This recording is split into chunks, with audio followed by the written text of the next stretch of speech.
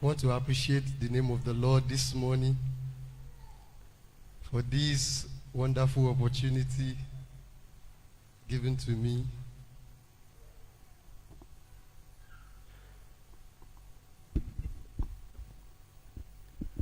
Mo fẹ́ mọ rírì Ọlọ́run láàárọ̀ yìí fún àǹfààní pàtàkì tó fi fún mi yìí.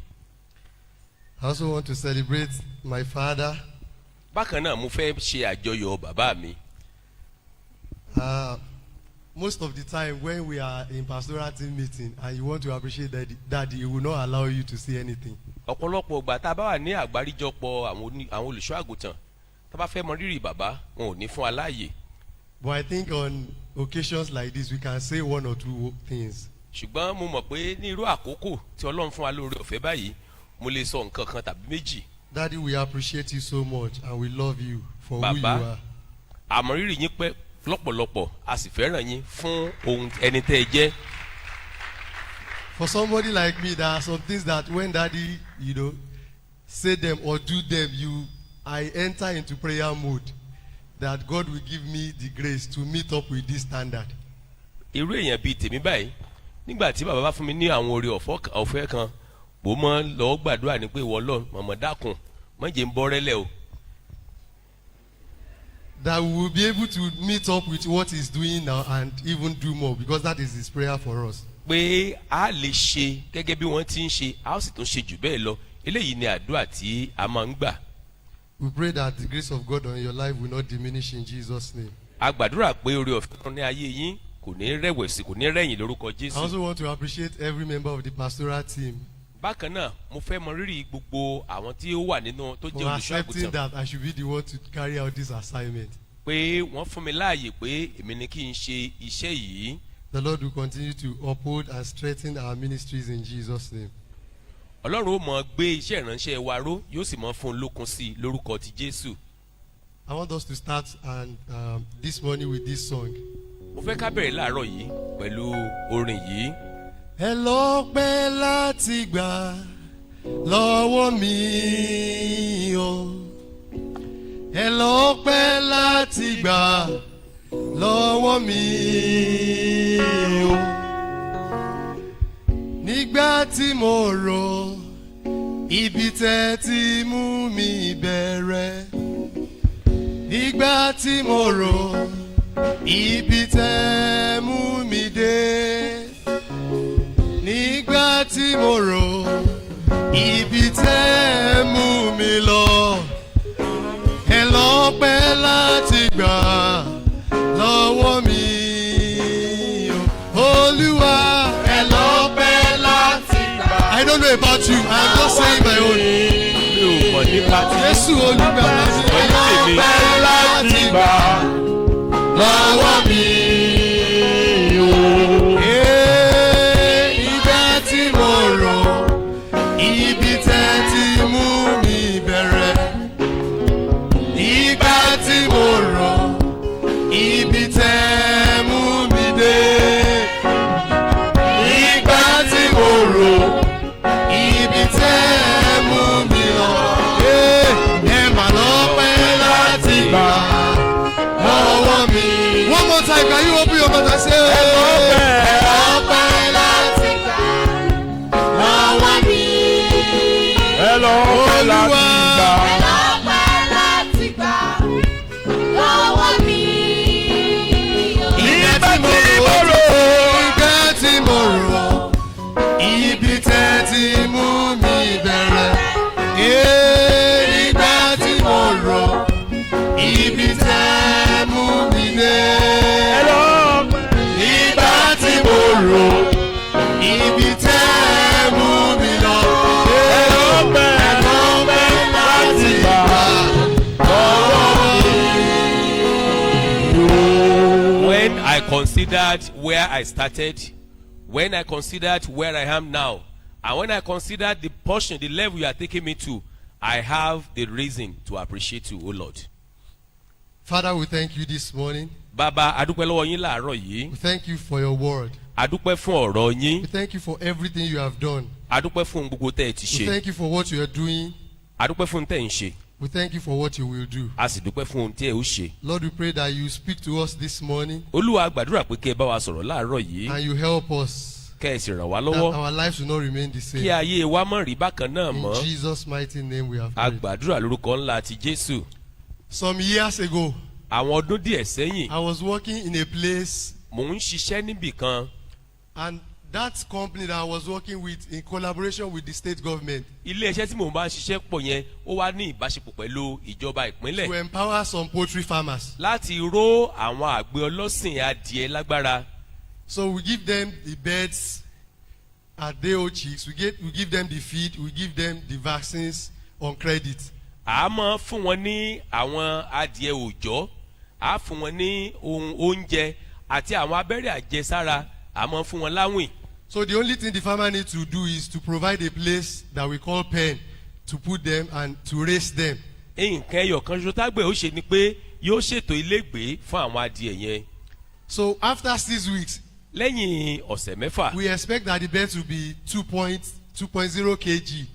a retí pé kí àwọn adìẹ yẹn kí wọ́n ti wọ́n So ìwọ̀n it will bring méjì. them back. We will value the beds and we will minus what we have given him from the result.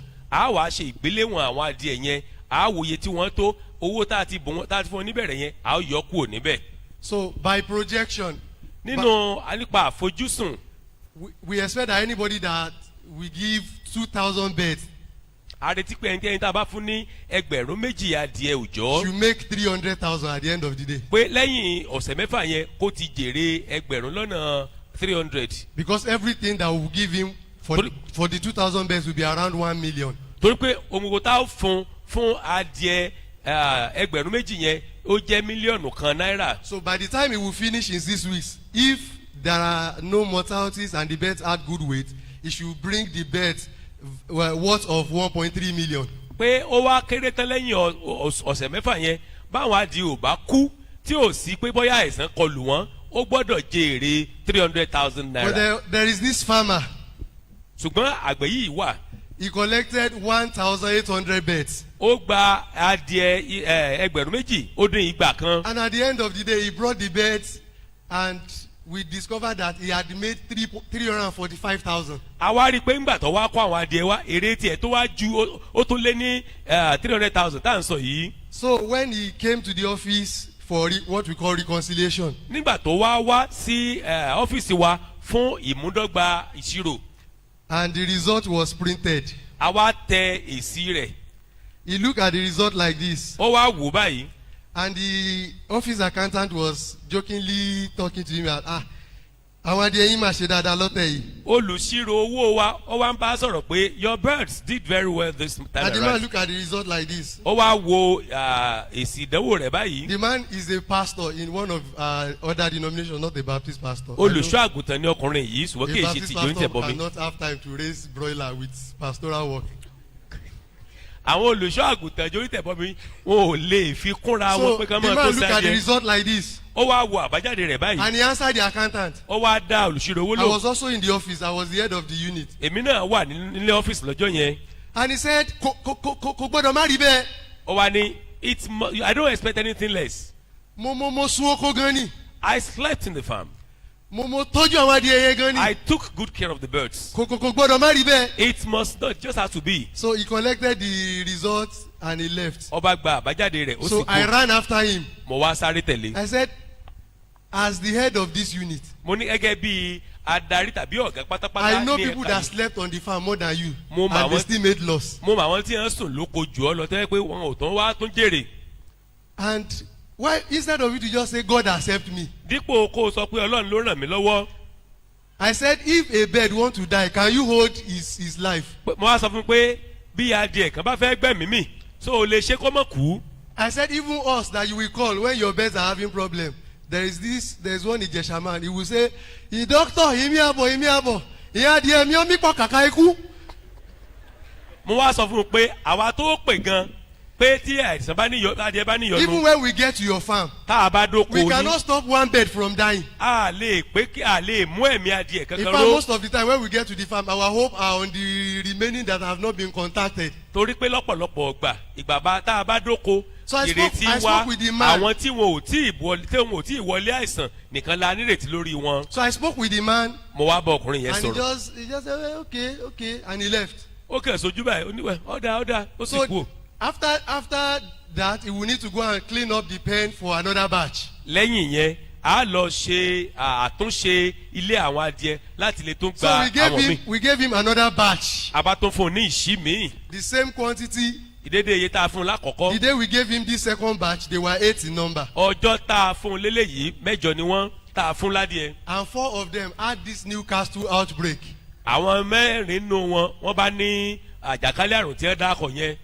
He was one of those 4. òun náà wá wà ní àwọn mẹ́rin yẹn. So at the end of the 6 weeks, lópin ọ̀sẹ̀ mẹ́fà he had just 66% mortality.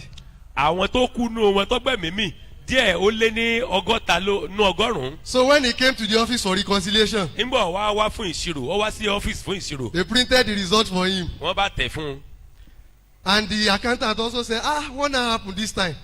olùṣirò wá sọ pé bàbá kí ló wá ṣẹlẹ̀ lẹ́ẹ̀kan He yìí. said, àti ẹ̀mọ̀ nǹkan tó ṣàwọn adìẹ yìí lọ́tẹ̀ yìí. ló bá ń kó lólo ó ní we don't know what actually happened to this bus So- this week. And by the result, he had made a loss of 320,000. lẹ́ẹ̀kan yìí ó ti wá jẹ gbèsè 320,000 So he left the office. ló bá kú. I ran after him again. mo tún wá sáré lé lẹ́ẹ̀kan sí. I said, ṣé ẹ̀sùn oko lọ́tẹ̀ yìí ni? I asked him didn't you sleep in the farm this time around.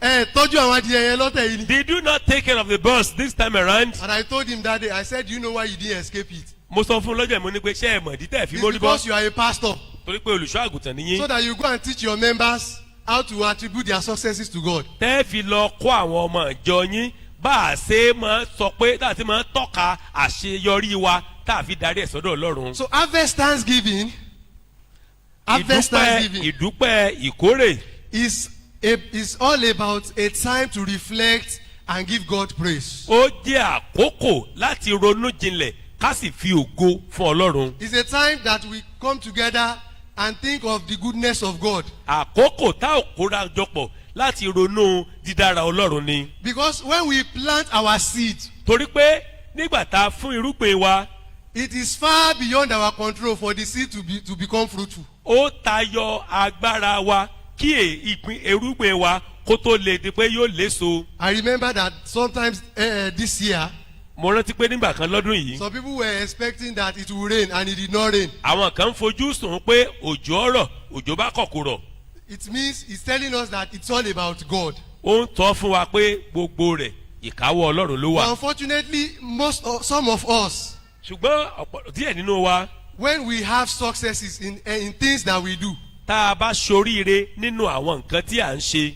there is this way of attributing the successes to ourselves. a ní ọ̀nà kan yìí tá a fi máa fi ògo yẹn a máa fi sọrí ara wa. In fact, some of us, when we give testimonies, díẹ̀ nínú wa nígbà tá a bá tiẹ̀ fẹ́ ṣe ẹ̀rí tá a fẹ́ jẹ́rìí. what you'll be seeing in the testimony is like, God has tried, but me too, I have tried. níta máa rí nínú ẹ̀rí tá à ń jẹ́ ni pé nítòótọ́ ọlọ́run gbìyànjú ṣùgbọ́n èmi pẹ̀lú èmi náà ṣe takuntakun. That is the mindset of some people. eléyìí ni ọkàn àwọn èèyàn kan. If you tell them it's all about God, tẹ́ ẹ bá sọ fún wọn pé ọlọ́mọ ni ó ń gbogbo. they will tell you, I fasted, oh. wọ́n sọ pé kẹ́ ẹ máa wo o mo sì gbà wẹ́ o. But we have seen people that even fasted more than you. ṣùgbọ́n àti wá ráwọ̀ èèyàn tí wọ́n ti gbà wẹ̀ jù wá lọ. But God did not answer them. ọlọ́run kò kú dá wọn lò.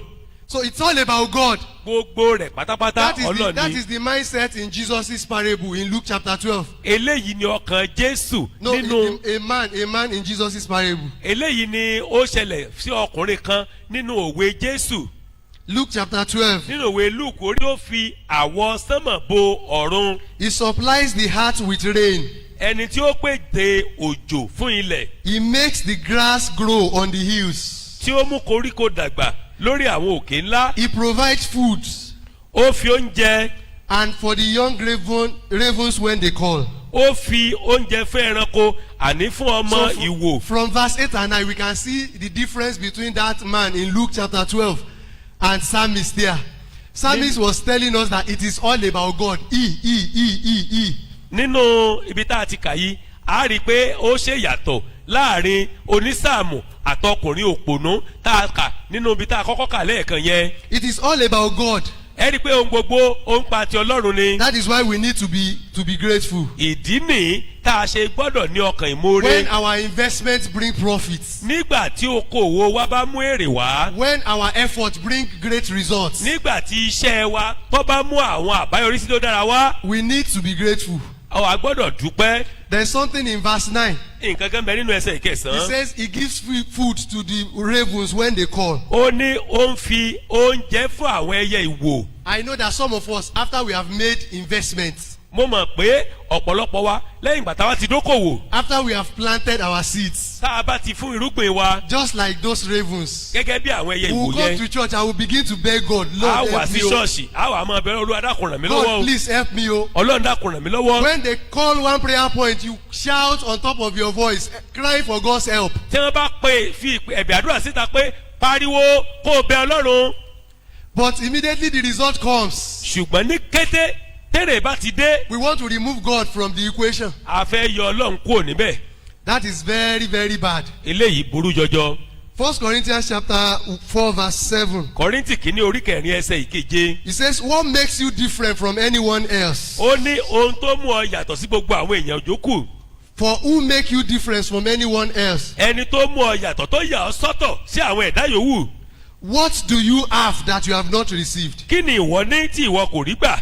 If you have received it, ǹjẹ́ bí ìwọ bá sì ti gbà á? why do you boast as if you have not received it? èé àti ṣe tí wọ́n fi ń halẹ̀ bí ẹni pé ìwọ kò rí gbà bí. So when we have harvest, why do we carry ourselves as if it's all about our efforts? nígbà tá a bá rí ìkórè ńlá èyí ti jẹ́ tá a máa ń bùgá bí ẹni pé iṣẹ́ wa ló mú wá. At least I remember that our father used to say something. mo rántí pé bàbá wa máa ń sọ nǹkan kan. Our fathers, àwọn bàbá wa. àwọn bàbá wa máa ń sọ They will nǹkan say kan. wàhálà ní tàgbẹ̀ ọlọ́run ló ń ṣe kíni ọlọ́run ló ń jẹ́ kí iṣu ó ṣe kíni. kò tà that it is the farmer only work it is God that bring to pass good harvest. So at this point, ní pèpele yìí. if you have got any reason to be thankful for one harvest that you have received this year, tó o bá rí ìdí kan láti dúpẹ́ fún ìkórè kan tó o ti rí gbà lọ́dún yìí. I want you to just join me and sing this song. Choir, I need you, please. mo kàn fẹ́ kó o kàn darapọ̀ mọ́ mi ká sì jọ kọrin yìí. I will sing 2 songs at this point before we continue. ń kọrin méjì níyìn kó tó di pa tẹ̀síwájú. Ìyanu ìyanu ìyanu ìyanu lorúkọ rẹ ọba tó gbógo fọlẹ̀ tèmi ìyanu lorúkọ rẹ. Can you say that?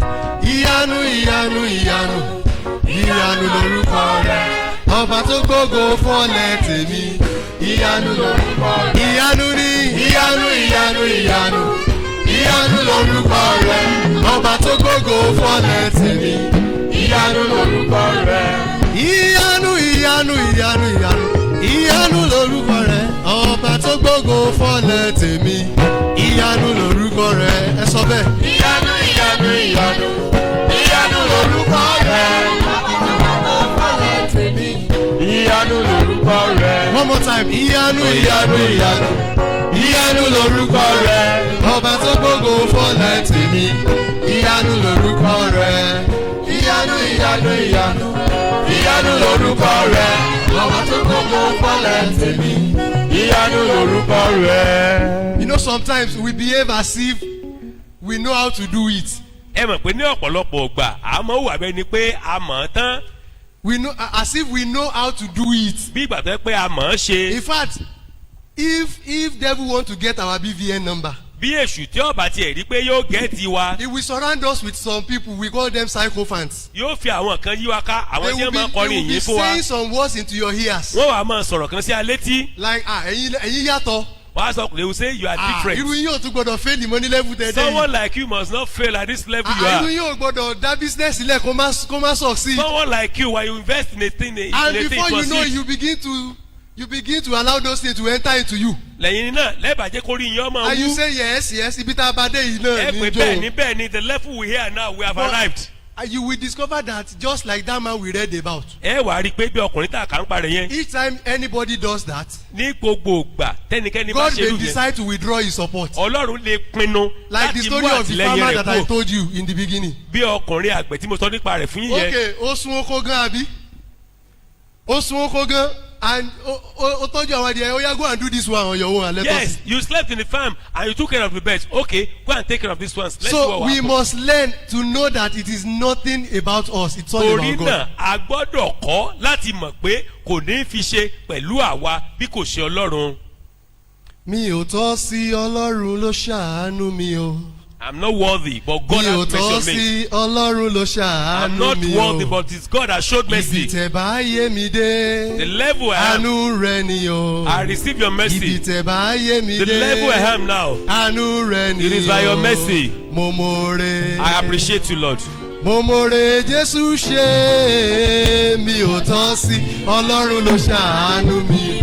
Mi ò tọ́ sí rárá, mi ò tọ́ sí Ọlọ́run ló ṣàánú mi. Ibi tẹ̀ bá yé mi dé, àánú rẹ ni o. Ibi tẹ̀ bá ṣẹ́ mi dé, àánú rẹ ni o. Mo mọ̀ọ́re. Yes, let's sing it. Mo mọ̀ọ́re Olúwa ṣe. Mi ò tọ́ sí Ọlọ́run ló ṣàánú mi. Mi ò tọ́ sí rárá, mi ò tọ́ sí Ọlọ́run ló ṣàánú mi. Ibi tẹ̀ bá yé mi dé, àánú rẹ ni o. Ibi tẹ̀ bá ṣẹ́ mi dé, àánú rẹ ni o. Mo mọ̀ọ́re. One more time. Mo mọ̀ọ́re Jésù ṣe láyé mi o. Mi ò tọ́ sí Ọlọ́run ló ṣàánú mi. Mi ò tọ́ sí rárá. Mi ò tọ́ sí Ọlọ́run ló ṣàánú mi o. Ibi tẹ̀ bá yé mi dé, àánú rẹ ni o. Ibi tẹ̀ bá yé mi dé, àánú rẹ ni o. So I've mentioned 2 points from our text. I have mentioned 2 points from the text that we have read. Mo ti mú kókó méjì jáde nínú Bíbélì tá a Number kà. 1, how should we respond? Pé bó o ló ṣe yẹ kó jẹ́ ìdáhùn We wa. must sing praises to him. A gbọ́dọ̀ kọrin ìyìn Number sí. 2, why did we need to be grateful? Ẹlẹ́ẹ̀kejì, èé ti jẹ́ tó fi yẹ ká more. Because it's all about God. Torí pé Ọlọ́run náà ni o. And number 3 is, if we refuse to be grateful, what happens? Ẹlẹ́ẹ̀kẹta ni pé tá a bá wá kọ̀ tá a more kí ni ó ṣẹlẹ̀? God is not happy. Inú Ọlọ́run ò dùn. Let's look at verse 10 and verse 11. Ẹja wọ ẹsẹ̀ kẹwàá àti ìkọkànlá. He said, he delighted not. Okay, let me read NIV. His pleasure is not in the strength of the horse, nor his delight is in the legs of the warrior. Kò ṣe inú dídì sí agbára ẹṣin. Kò ṣe inú dídì sí ẹsẹ̀ ọkùnrin.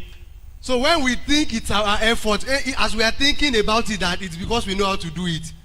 Tá a bá ń ronú nípa As if it is because we know how to do it that all these things are happening. tá a bá ronú pé torí pa àmọ́ bá àti ṣe ní gbogbo àwọn nǹkan ìfi ṣẹlẹ̀ sí wa. God is not happy. Inú Ọlọ́run ò dùn. God is not happy when we think it's by our strength. Tá a bá ronú bẹ́ẹ̀ yẹn pé okun wa agbára wa la fi ṣe inú Ọlọ́run ò dùn. God is not happy when we think it's by our intelligence. Tá a bá rò pé ọgbọ́n wa ló fà á tá a fi ṣàṣeyọrí inú Ọlọ́run ò dùn sí i. But look at verse 11. Ṣùgbọ́n ẹ wo ẹsẹ̀ ìkọkànlá. The Lord delights in those who fear him Olúwa ń ṣe inú dídùn sí àwọn tí ó bẹ̀rù rẹ̀. and puts their hope in his unfailing love. Sí àwọn tí ń ṣe ìrètí àánú rẹ̀. You really want God to be happy with you, sir?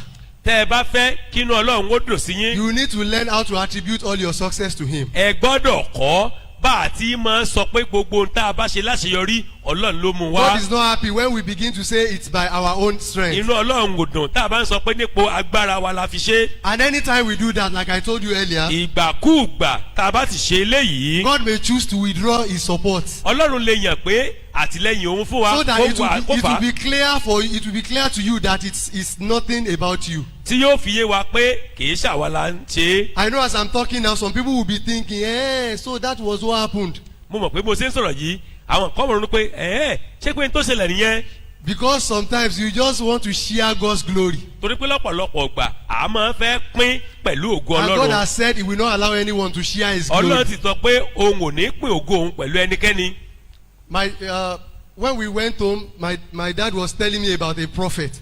Nígbà tá a lọ sí abúlé wa bàá mi ń bá sọ̀rọ̀ fún mi nípa wòlíì kan. Our town. Ìlú wa. Amen.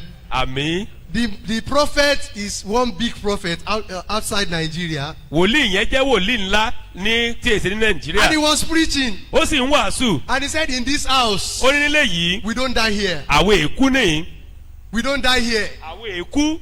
He was emphasizing it as if he had power to hold one man from dying. ó halẹ̀ mọ́ bí ẹni pé ó lágbára láti mú ẹnìkan láti mẹ́mẹ́ ẹnìkan dúró. That same month, lóṣù yẹn gangan 3 of his closest assistants had an accident and they died. àwọn amúgbálẹ́gbẹ̀ẹ́ rẹ̀ mẹ́ta tí wọ́n súnmọ́ pẹ́kípẹ́kí wọ́n ní ìjàmbá mọ́tò wọ́n sì God fẹ́ mi. is not happy when we attribute our successes to inú ourselves. ọlọ́run èédùn tá a bá ń jẹ gàba tá à ń sọ pé àwa la tó And bẹ̀ tá a in jù bẹ́ẹ̀ most lọ. cases, from my own observation, he chose to withdraw his support. ní ọ̀pọ̀lọpọ̀ gbà ọlọ́run sì máa ń yàn láti kó mú àtìlẹyìn rẹ̀ kúrò lọ́dọ̀ wa. So I want you to have this mindset as we are celebrating our harvest Thanksgiving mo wá today. fẹ́ kẹ́ ẹ ní ọkàn yìí bá a ti ń ṣe àjọyọ̀ ìkórè ọlọ́dọọdún wa. Anything that represents a seed that you have planted, ohunkóhun tó ṣe àpèjúwe irúgbìn tó ti gbìn and you have opportunity to have harvests. tó sì ní àǹfààní láti ní ìkórè. It is not by your own power. kìí ṣe nípa agbára rẹ o. It is not by your effort. kìí ṣe nípa iṣẹ́ tàbí It is iṣẹ́ not rẹ. because you know how to do it. kìí ṣe pé torí pé o mọ̀ ọ́n ṣe. Students, it's not because you know how to read very well. ẹ̀yin akẹ́kọ̀ọ́ kìí pé torí pé ẹgbóòrú ni o.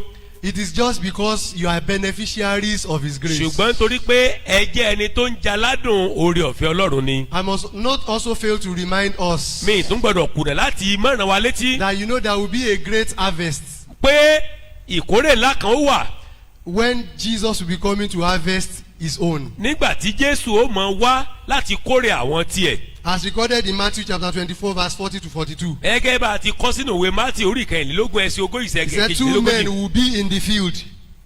pé ọkùnrin méjì yóò máa roko. One will be taken, the other will be a ó left. mú ọ̀kan a ó sì fi èkejì 2 sílẹ̀. women will be grinding with hand mill. àwọn obìnrin méjì ó máa lọ papọ̀.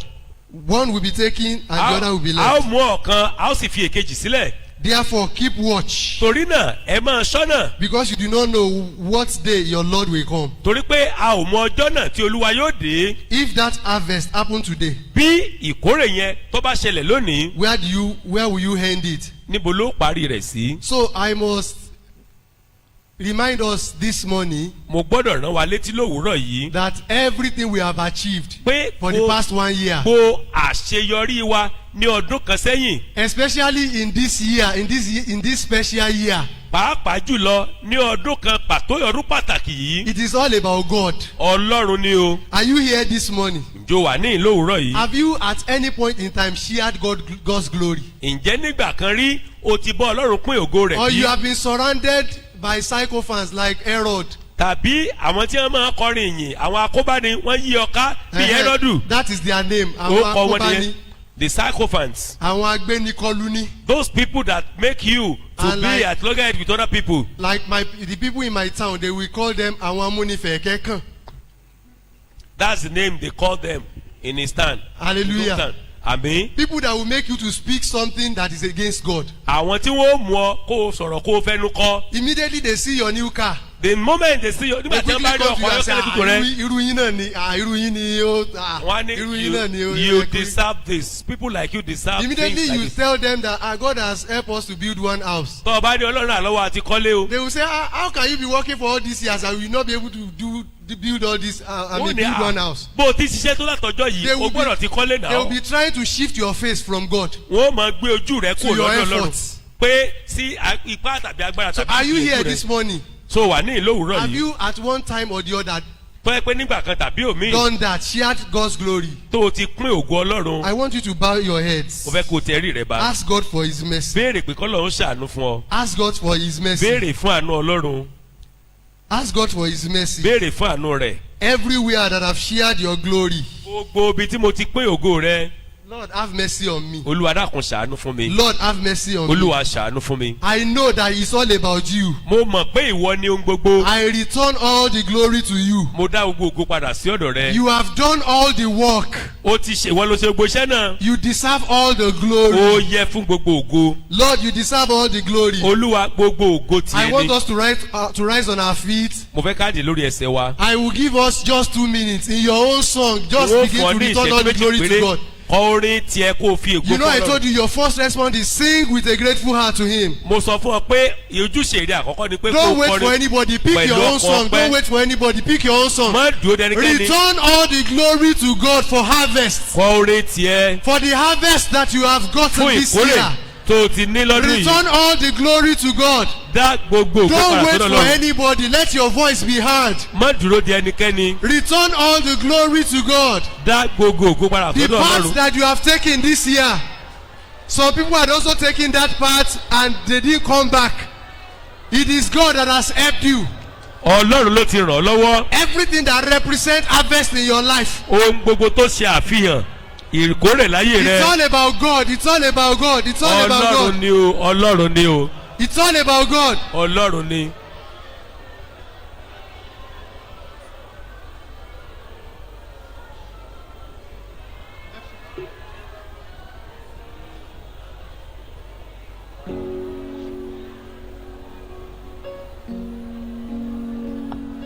It's all about God. Can you say something to Ọlọ́run me? ni o. Bá I'm not hearing your voices.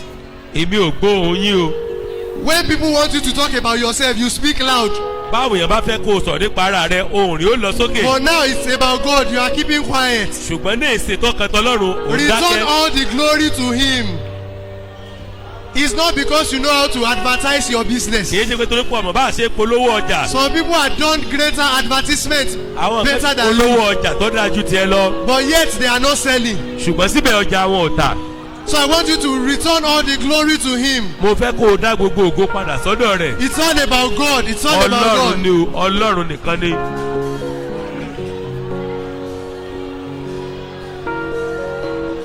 In Jesus' mighty name we are prayed. Amen.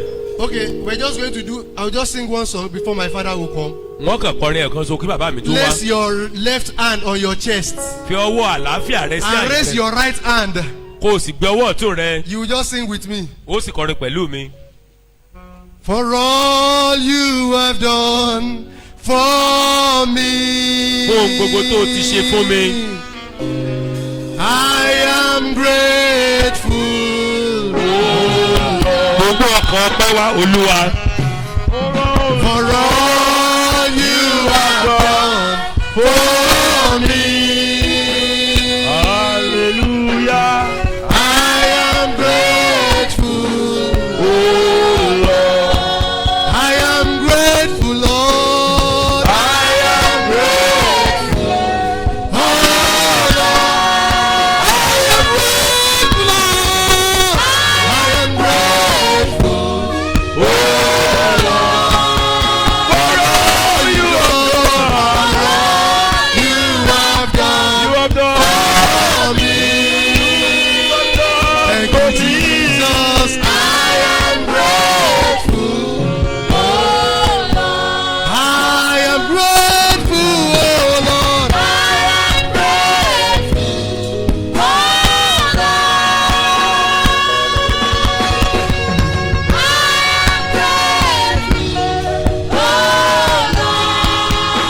For all you have done.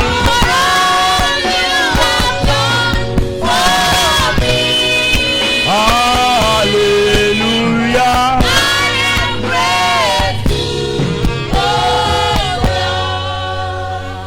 Olúwa, Lord, ṣàánú fún wa. have mercy on us. Gbogbo ibi tí a ti fi àìmọ̀kànmọ̀kàn Everywhere we have ignorantly àti àìlóye and because we lack knowledge pín nínú ògo rẹ. that we have shared from your glory, Dákun dáríjì wá. please forgive us.